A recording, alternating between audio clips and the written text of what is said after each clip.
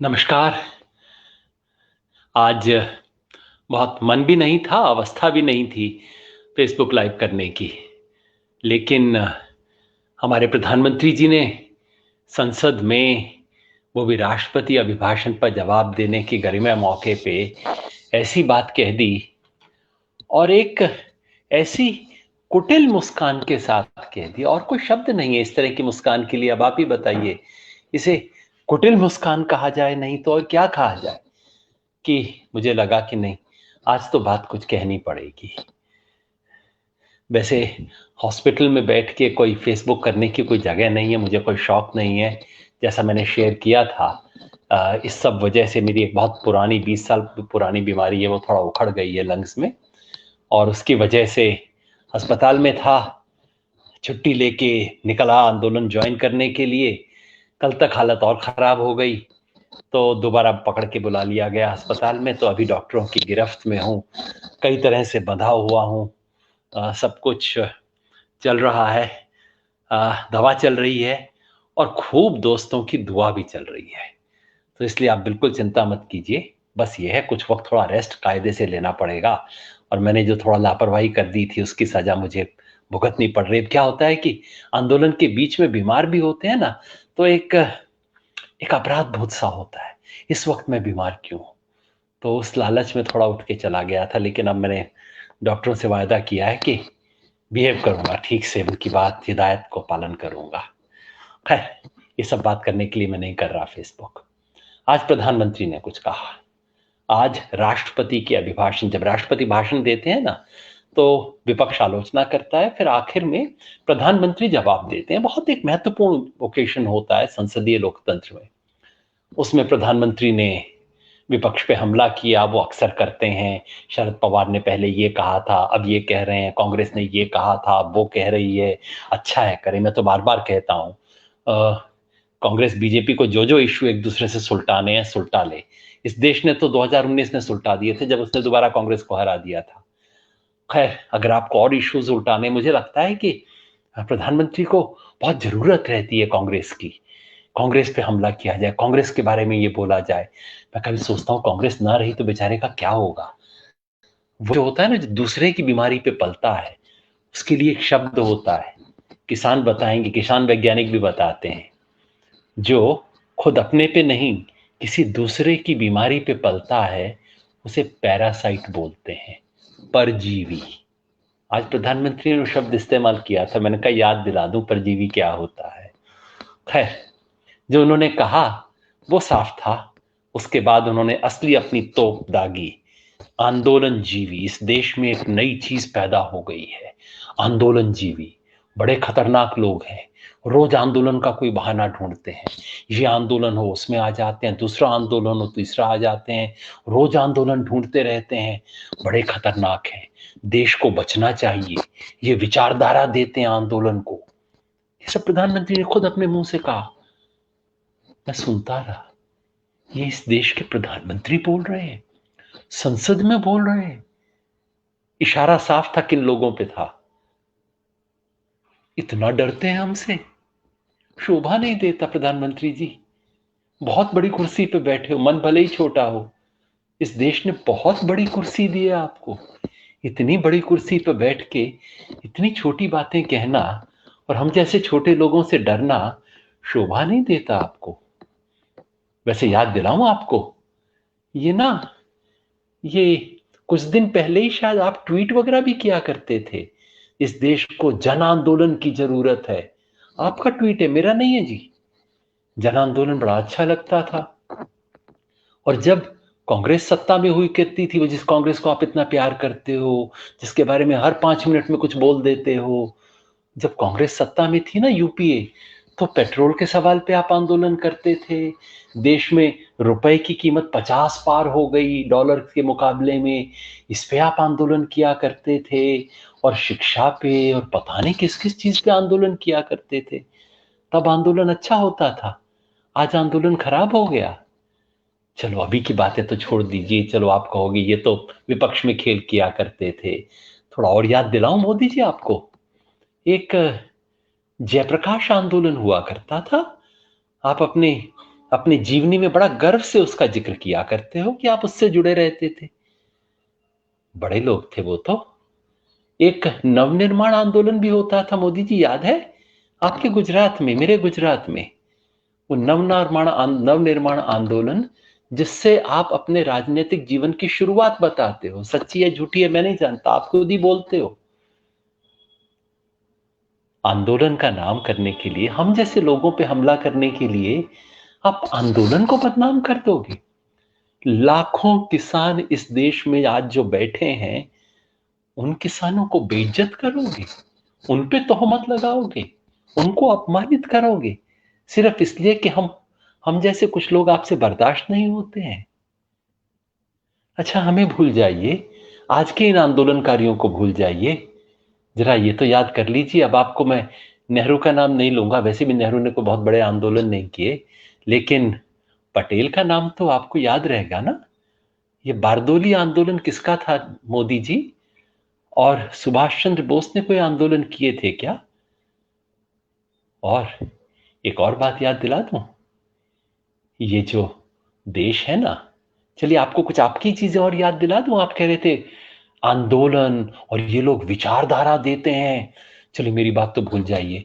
जिन आंदोलनों का मैं समर्थन नहीं करता वो भी आपको थोड़ा याद दिला दूं। और तो बाकियों की छोड़ दीजिए, थोड़ा श्यामा प्रसाद मुखर्जी की इज्जत कर ली होती आपने, थोड़ा दीनदयाल उपाध्याय के बारे में याद कर लिया होता। कम से कम उन लोगों के हमारे मुंह पे कालिख पोतने के चक्कर में आपने अपनी ही पार्टी के लोगों पे, जिन्हें आप अपना वैचारिक गुरु बताते हैं, उन बेचारों पे भी लगा दी कालिख। इतना डरे घबराए रहते हैं। और एक बात तो याद दिलाना भूल गया मोदी जी, ये जो देश है ना, ये एक आंदोलन की बुनियाद पे खड़ा है। ये किसी से गिफ्ट बना हुआ देश नहीं है, किसी से आजादी सौगात में लेके देश नहीं बना है। ये देश एक आंदोलन से बना है। उसका नाम था भारतीय राष्ट्रीय आंदोलन, स्वतंत्रता आंदोलन। आपको थोड़ा लाज आती होगी उसके बारे में नाम लेते हुए, क्योंकि जिन्हें आप अपना वैचारिक बताते हो ना, जिस परंपरा को आप अपनी परंपरा बताते हो, उसने एक कुर्बानी नहीं दी उस देश की आजादी के आंदोलन में, एक कतरा खून नहीं बहाया। इसलिए आज बड़ी सुंदर बात आपने बोली। क्या कहा? एफडीआई से खतरा है देश को, फॉरेन डिस्ट्रक्टिव आइडियोलॉजी। हाँ Modi ji, foreign destructive ideology से। फॉरेन डिस्ट्रक्टिव आइडियोलॉजी वो है जो इस देश के राष्ट्रीय आंदोलन की महान परंपरा को जर्मनी के घटिया राष्ट्रवाद में रिड्यूस कर देती है, जो इस देश के राष्ट्रवाद को इस देश की परंपरा से नहीं देखता, जो इस देश के राष्ट्रवाद को इस देश की मिट्टी में नहीं देखता, जो इस देश के राष्ट्रवाद के लिए जर्मनी की नकल करता है ना, वो सबसे बड़ी फॉरेन डिस्ट्रक्टिव आइडियोलॉजी है। इतना डिस्ट्रक्शन किया है उसने इस देश का। सारे वक्त मोदी जी सिर्फ दुश्मन नजर आते हैं। क्या हुआ है जब से आप प्रधानमंत्री बने हैं, इस देश में दुश्मन ही दुश्मन पैदा हो गए क्या? हर रोज कोई नया दुश्मन देश को मिल जाता है। अब कल से आंदोलनकारी इस देश के दुश्मन हो जाएंगे। कभी दोस्त भी चुना करो।